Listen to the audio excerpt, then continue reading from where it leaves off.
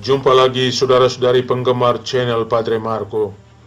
Simaklah berita seri ke-8 tentang kondisi kesehatan terkini Bapak Suci Paus Fransiskus, dirilis oleh Pers Vatikan dan Buletin Rumah Sakit Gemelli pada hari Minggu 2 Maret 2025 bersama Padre Marco.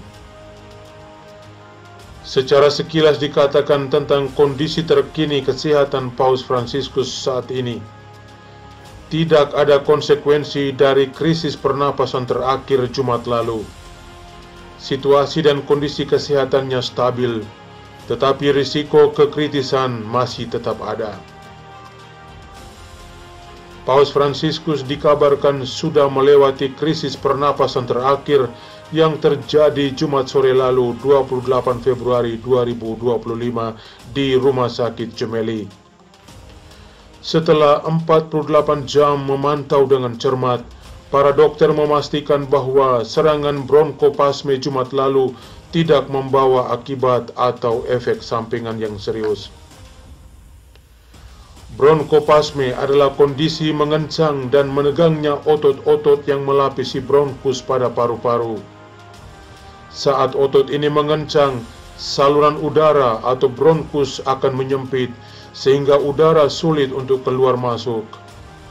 Oksigen yang seharusnya masuk ke paru dan karbon dioksida yang seharusnya dikeluarkan jadi terhambat dan terbatas jumlahnya. Penyempitan saluran udara tersebut dapat mengurangi jumlah aliran udara sebesar 15% atau lebih. Hal ini pula yang membuat bronkoplasme menjadi salah satu penyebab sesak napas, seperti yang dialami oleh Paus Fransiskus Jumat lalu 28 Februari 2025. Dari buletin medis Rumah Sakit Gemelli yang dikutip oleh Pers Vatikan, dijelaskan bahwa tidak ada konsekuensi langsung terhadap krisis bronkoplasme pada Sri Paus Fransiskus. Kondisi klinis Bapak Suci Paus Fransiskus dikabarkan tetap stabil hari ini. Paus tidak memerlukan ventilasi mekanis non-invasif, tetapi hanya terapi oksigen aliran tinggi. Paus juga tidak mengalami sakit demam. Mengingat kompleksitas gambaran klinis, prognosisnya masih belum pasti. Pagi ini, Minggu 2 Maret 2025, Bapak Suci Paus Fransiskus berpartisipasi dalam Misa Kudus bersama dengan para dokter dan kru medis yang merawatnya selama ini, dan kemudian beliau beristirahat dan berdoa. Akun Twitter Paus juga diupdate hari ini dengan beberapa kutipan yang diambil dari teks doa Angelus yang dirilis pada pukul 12 tadi siang hari Minggu. Pesan khusus yang diangkat oleh akun Twitter Paus Fransiskus adalah pesan yang berkaitan dengan ucapan terima kasih atas doa-doa yang dipanjatkan kepada Tuhan dari hati begitu banyak umat beriman dari berbagai belahan dunia. Kata Sri Paus, "Saya menyampaikan lagi pikiran-pikiran dan pesan-pesan ini dari rumah sakit, tempat saya dirawat selama ini, ditemani oleh para dokter dan petugas kesehatan. Untuk mereka, saya ingin mengucapkan terima kasih atas semua perhatian mereka selama perawatan ini. Saya merasakan dalam hati saya," kata Sri Paus, "berkat yang tersembunyi di balik kerapuhan. Karena justru pada saat-saat seperti ini, kita belajar untuk lebih percaya kepada Tuhan. Pada saat yang sama, saya bersyukur kepada Tuhan karena Dia memberi saya kesempatan melalui penderitaan ini untuk berbagi dengan kondisi begitu banyak orang yang sakit dan menderita." Lanjut Sri Paus, "Saya merasakan semua kasih sayang dan kedekatan Anda, dan pada saat khusus ini, saya merasa seolah-olah didukung oleh semua umat Allah." Kutipan lainnya di Twitter Sri Paus juga adalah pesan Injil pada hari ini. Kata Sri Paus Fransiskus, Yesus meminta kita untuk melatih mata kita untuk mengamati dunia dengan baik dan menghakimi sesama kita dengan kasih. Hanya dengan tatapan kepedulian ini dan bukan dengan tatapan kutukan, koreksi persaudaraan dapat menjadi suatu kebajikan. Kemudian Sri Paus melanjutkan dengan seruan untuk perdamaian dengan kritikan terhadap absurditas perang. Sementara Paus Fransiskus dirawat di lantai 10 Rumah Sakit Gemelli, semakin banyak dan semakin sering umat berkumpul di sekitar patung Santo Paus Yohanes Paulus II di halaman Rumah Sakit Gemelli dan berdoa rosario dan bernyanyi memohon kesembuhan bagi Sri Paus.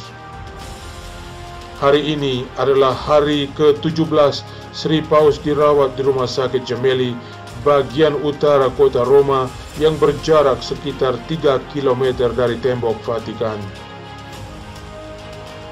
Paus juga dalam teks tertulis doa Angelus hari ini mengatakan bahwa pada hari-hari ini beliau berdoa terutama untuk perdamaian. Kata beliau, sampai di sini perang tampak semakin tidak masuk akal. Marilah kita berdoa untuk Ukraina yang tersiksa, untuk Palestina, Israel, Lebanon, Myanmar, Sudan, Kyiv. Demikian yang dirilis oleh kantor pers Vatikan. Paus Fransiskus dikabarkan juga menerima Kardinal Pietro Parolin, Sekretaris Negara Tahta Suci Vatikan, dan Kepala Sesi Pertama Sekretaris Negara Monsignor Edgar Penapara tadi pagi. Hal ini dilaporkan oleh Kepala Kantor Pers Tahta Suci Vatikan Matteo Bruni.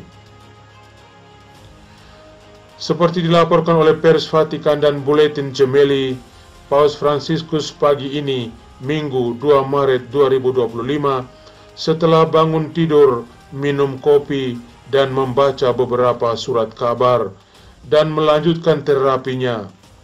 Beliau juga dikabarkan dapat bergerak di dalam ruangan.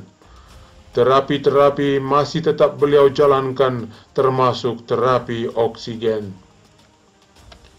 Saudara, marilah kita menyatukan doa-doa permohonan kita dengan doa semua orang di dunia ini memohon kesembuhan bagi Sri Paus Fransiskus. Kita berdoa. Tuhan Maha Murah dan Maha Rahim, keselamatan bagi umat beriman dan perlindungan bagi mereka yang menderita. Hiburlah dan kuatkanlah Paus kami, Fransiskus, pemimpin gerejamu, pemimpin kami semua, agar dengan pertolongan belas kasih-Mu, ia dapat menemukan kelegaan dan kesembuhan dalam penderitaannya ini.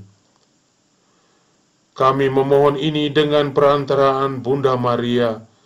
Salam Maria, penuh rahmat, Tuhan sertamu. Terpujilah engkau di antara wanita, dan terpujilah buah tubuhmu, Yesus. Santa Maria, Bunda Allah, doakanlah kami yang berdosa ini, sekarang dan waktu kami mati. Amin. Kemuliaan kepada Bapa dan Putra dan Roh Kudus, seperti pada permulaan, sekarang, selalu, dan sepanjang segala abad. Amin. Saudara, demikianlah berita terbaru tentang kondisi kesehatan Paus Fransiskus, dirilis oleh pers Vatikan dan pers Rumah Sakit Gemelli hari ini, Minggu 2 Maret 2025, hari ke-17 perawatan Sri Paus Fransiskus di Rumah Sakit Gemelli. Mari terus mendoakan Paus Fransiskus, satu dalam doa. Tuhan memberkati. Dari Roma, Padre Marco.